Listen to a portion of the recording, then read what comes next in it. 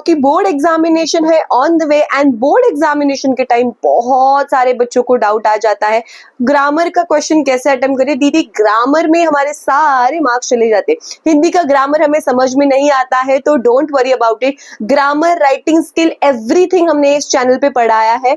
हम ये grammar series में आज पढ़ने वाले हैं सहायक क्रिया एंड प्रेरणार्थक क्रिया, जिससे आपको इन डिटेल आइडिया आ जाएगी। एक दिन पहले भी अगर ये वीडियो देख रहे हो बोर्ड एग्जामिनेशन के, तो आपको इतना अच्छे से समझ में आ जाएगा कि बोर्ड एग्जामिनेशन में ग्रामर के लिए आपको आउट ऑफ मार्क्स मिलेंगे ही मिलेंगे, मेरी गारंटी है। So if you are new to my channel, subscribe to my channel right now, click the bell icon, please share this video and yes let me know in the comment box आप कौन से type के और video देखना चाहते हो। मैं आपके लिए सभी टाइप के वीडियो लेके आने वाली हूँ।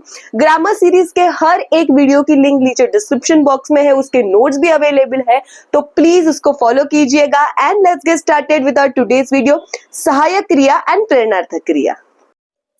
सहायक क्रिया हिंदी व्याकरण 9th एंड 10th स्टैंडर्ड के लिए आज हम देखेंगे with easy and simple way. सहायक क्रिया वे होती है जो मुख्य क्रिया की मदद करती है और उनके अर्थ को स्पष्ट करती है। अब ये डेफिनेशन आपको बोर्ड एग्जामिनेशन में नहीं पूछी जाएगी, तो इसमें क्या पूछा जाएगा और आपको इसमें क्या समझना है। सहायक क्रिया क्या होती है? जो मुख्य क्रिया, मतलब मुख्य जो क्रिया सेंटेंस में बताई गई है उसकी हेल्प करती है और उसके अर्थ को स्पष्ट करती है। चलिए इसे एग्जाम्पल से अच्छे से समझ में लेते हैं, आपको अंडरस्टैंडिंग आ जाएगी। उदाहरण क्या है? बच्चे रेत में खेलने लगे। बच्चे रेत में खेलने लगे। अभी जो खेलना है ये इसकी एक्चुअली मतलब मुख्य क्रिया है, और खेलने लगे, जो लगे है वो उसका सहायक क्रियापद है। मतलब क्या? इसको खेलने लगे ये हेल्प करे। अगर इसमें नहीं लगे ये नहीं मेंशन किया जाता है तो क्या है ये सेंटेंस? बच्चे रेत में खेलने, क्या लगे?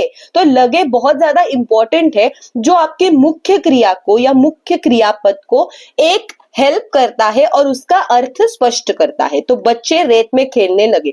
जब भी आपको बोर्ड एग्जामिनेशन में सहायक क्रिया का क्वेश्चन पूछा जाए तो लास्ट में वर्ब के बाद जो पूछा जाता है वो होता है आपका सहायक क्रिया। तो बोर्ड एग्जामिनेशन में सहायक क्रिया आपको लिखना है लगे, एंड इसका मूल रूप मतलब क्या होगा?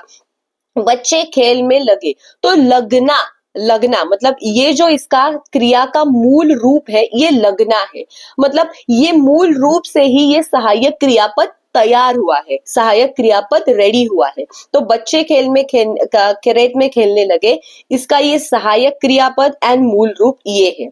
मुझे हर दिन अस्पताल में रहना पड़ेगा। मुझे हर दिन इस दिन अस्पताल में रहना पड़ेगा।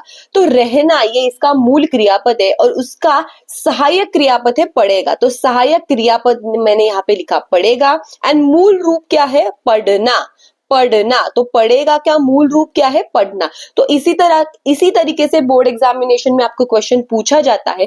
बोर्ड एग्जामिनेशन में आपको किस प्रकार से पूछा जाता है क्वेश्चन, ये आपको नेक्स्ट स्लाइड में देखना है। इसी प्रकार से बोर्ड एग्जामिनेशन में क्वेश्चन 1 मार्क के लिए आपको पूछा जाएगा। तो निम्नलिखित वाक्यों में से किसी एक वाक्य की सहायक क्रिया पहचान कर उसका मूल रूप लिखिए। 1 अंक के लिए हमें पूछा जाता है। सेंटेंस दिया गया है, रमजानी काम में जुट गई। तो गई हमारी सहायक क्रिया है एंड उसका मूल रूप है जाना। नेक्स्ट सेंटेंस है, लक्ष्मी ने घास तोड़ दिया। तो दिया ये हमारा सहायक क्रिया है, मूल रूप किया है या मूल क्रिया है इसका देना। तो इसी टाइप का सेंटेंस आपको बोर्ड एग्जामिनेशन में पूछा जाएगा, जिसकी सहायक क्रिया एंड मूल रूप आप इस प्रकार से अटेम्प्ट कर सकते हो 1 अंक के लिए। तो बोर्ड एग्जामिनेशन में जिस प्रकार से क्वेश्चन पूछा जाएगा इसी के ही एग्जाम्पल से हम देखेंगे, अच्छी तरीके से समझ लेंगे तो आपको एक डिटेल आइडिया आ जाएगी। नीचे दिए गए वाक्यों में सहायक क्रिया को पहचान कर उसका मूल रूप लिखिए। आपको बोर्ड एग्जामिनेशन में इसी टाइप से पूछा जाएगा। सेंटेंस क्या है? राजा राम घर चले गए। राजा राम घर चले गए। तो सहायक क्रिया क्या है इसकी? गए है, ये सहायक क्रिया है, एंड मूल रूप क्या है? जाना, जो इसकी सहायक क्रिया को दर्शाता है। हम अपने अपने रूट में चले गए। हम अपने अपने रूट में चले गए। गए क्या है? सहायक क्रिया है इसकी। मूल रूप क्या है? जाना। टैक्सी एक पतली सी सड़क पर दौड़ पड़ी। पढ़ी ये क्या है, सहायक क्रिया है जो अपने मूल क्रिया को दर्शाता है। पढ़ना ये क्या है, इसका मूल रूप दर्शाता है। आपको बोर्ड एग्जामिनेशन में सहायक क्रिया मूल रूप दोनों लिखने हैं, एक लिख के नहीं आना है, 1 मार्क आउट ऑफ चाहिए तो आपको सहायक क्रिया मूल रूप दोनों मेंशन करने हैं। यह कुर्सी दीवार की तरफ खिसका दो, यह कुर्सी दीवार की तरफ खिसका दो, तो दो है इसकी सहायक क्रिया एंड देना है इसका मूल रूप। वे गरीबों में फल बांटते रहे, वे गरीबों में फल बांटते रहे, तो रहे है इसकी सहायक क्रिया एंड मूल रूप है इसका रहना। बहुत इजी है ये। लास्ट सेंटेंस क्या है, एक कार कमरे के सामने आकर रुकी, एक कार कमरे के सामने आकर रुकी, तो रुकी है इसका सहायक क्रिया एंड रुकना है इसका मूल रूप। तो इसी प्रकार से जो भी आपके सेंटेंस में लास्ट वर्ड आता है, इसकी एक ट्रिक मैं आपको बता रही हूँ, लास्ट वर्ड जो आपके सेंटेंस में आता है वो होगा आपका सहायक क्रिया एंड इसका मूल रूप। गए मतलब जाना, पढ़े मतलब पढ़ना, ये आपको एज इट इज मेंशन करना है। इसकी ट्रिक है, मतलब सेंटेंस के लास्ट में आपको जो भी पूछा जाएगा वो है इसका सहायक क्रियापद एंड मूल रूप आपको आपके अंडरस्टैंडिंग से लिखना है। ये हो गया सहायक क्रिया जिसके नोट्स आपको डिस्क्रिप्शन बॉक्स में मिल जाएंगे। अभी नेक्स्ट हम देखने वाले हैं नेक्स्ट सेक्शन में प्रेरणार्थक क्रिया। प्रेरणार्थक क्रिया हिंदी व्याकरण 9th एंड 10th स्टैंडर्ड के लिए, पहले डेफिनेशन से इजी तरीके से समझ लेते हैं। प्रेरणार्थक क्रिया है वो होती है जिसमें कोई व्यक्ति स्वयं कार्य न करके किसी और से कार्य करवाता है। मतलब प्रेरणार्थक क्रिया में एक व्यक्ति नहीं काम कर रहा है, वो किसी और से वो कार्य या क्रिया करवा के ले रहा है, तो ये हो गई प्रेरणार्थक क्रिया। आपको डेफिनेशन नहीं समझ में आ गई, डोंट वरी, हम इसको उदाहरण से अच्छी तरीके से समझ लेते हैं। तो उदाहरण क्या है इसका, राम ने सोहम से पत्र लिखवाया, मतलब राम जो था वो सोहम से पत्र लिखवाया है उसने, तो इसकी मूल क्रिया क्या हो गई, लिखना, ये इसकी मूल क्रिया है। प्रथम प्रेरणार्थक रूप क्या है इसका, लिखाना, एंड द्वितीय प्रेरणात्मक रूप क्या है, लिखवाना। तो मूल क्रिया, प्रथम प्रेरणार्थक रूप एंड द्वितीय प्रेरणार्थक रूप, ये जो आपका लास्ट सहायक क्रिया आता है, इसी से ये तीनों रूप आपको लिखने हैं। जैसे कि मूल क्रिया यहाँ पे लिखना, लिखना मतलब क्या है, राम ने सोम से पत्र लिखवाया, मतलब कोई तो यहाँ पे लिख रहा है, इसलिए मैंने मूल क्रिया लिखना लिख दिया। प्रथम प्रेरणात्मक रूप क्या है इसका, लिखना, सेम। एंड द्वितीय प्रेरणात्मक रूप क्या है इसका, लिखवाना, मतलब वो कार्य किसी और से राम करवा रहा है। तो इसी प्रकार से बोर्ड एग्जामिनेशन में आपको क्वेश्चन पूछा जाएगा। नेक्स्ट स्लाइड में आप देख सकते हो बोर्ड एग्जामिनेशन के लिए आपको किस प्रकार से क्वेश्चन पूछा जाता है और उसका आंसर और अंक कैसे अटेम्प्ट करना है। तो बोर्ड एग्जामिनेशन में ये एक प्रश्न हमें किस तरीके से पूछा जाएगा, निम्नलिखित में से किसी एक क्रिया का प्रथम तथा द्वितीय प्रेरणात्मक रूप लिखिए। 1 मार्क के लिए, 1 अंक के लिए है।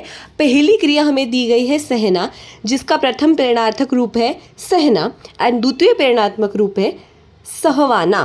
तो बेसिकली इसी टाइप से यहाँ पे लिखना है। गिरना है जिसका प्रथम प्रेरणात्मक रूप है गिरना एंड द्वितीय प्रेरणात्मक रूप है गिरवाना। तो इसी टाइप के बोर्ड एग्जामिनेशन में क्वेश्चन आपको पूछे जाएंगे, जिसके एग्जाम्पल मैंने इस वीडियो में बताए हैं, आप इसे रेफर कर सकते हैं। तो अभी हम पढ़ेंगे कि नीचे दिए गए शब्द के प्रथम और द्वितीय प्रेरणात्मक रूप कैसे लिखने हैं, किस प्रकार से पूछे जाते हैं और उसके प्रेरणात्मक रूप किस प्रकार से हमें दिए गए हैं। दौड़ना, बोलना, रोना, मिलना एंड पीना। तो क्रिया क्या है भाई, दौड़ना है, क्रिया है, उसका प्रथम प्रेरणात्मक रूप क्या हो गया, दौड़ाना, एंड द्वितीय प्रेरणात्मक रूप क्या हो गया, दौड़वाना। तो बोलना क्या क्या हुआ, बुलाना एंड बुलवाना। रोना का क्या हुआ, रुलाना एंड रुलवाना। तो ये जो क्रिया वाले जो वर्ड्स है ना, ये मैं नेक्स्ट स्लाइड में भी आपके प्रैक्टिस के लिए देने वाली हूँ। ये वर्ड अगर आप अच्छे से कर लेते हो तो प्रथम प्रेरणात्मक रूप एंड द्वितीय प्रेरणात्मक रूप आपको इजीली समझ आएगा। आपको सेंटेंस देखने की भी जरूरत नहीं पड़ेगी, जस्ट आपको ये रूप पता है तो आप एज इट इज लिख के आ सकते हो। रोना, रुलाना, रुलवाना, मिलना, मिलाना, मिलवाना, पीना, पिलाना, पिलवाना। तो इसी टाइप्स के सेंटेंस आपको बोर्ड एग्जामिनेशन में पूछे जाएगा या वर्ड्स आपको बोर्ड एग्जामिनेशन में पूछे जाएंगे फिल इन द ब्लैंक्स में, जिसका आंसर आपको लिखना है।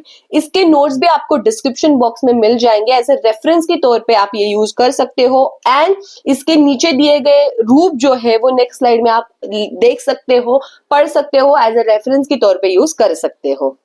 तो प्रथम प्रेरणात्मक के उदाहरण हम यहाँ पे देखेंगे, जैसे क्रिया है पढ़ना, प्रथम रूप है पढ़ाना एंड द्वितीय रूप है पढ़वाना। लिखना, लिखाना, लिखवाना, जिसके सेंटेंस भी आप रेफर कर सकते हो, गाना, गवाना, गववाना।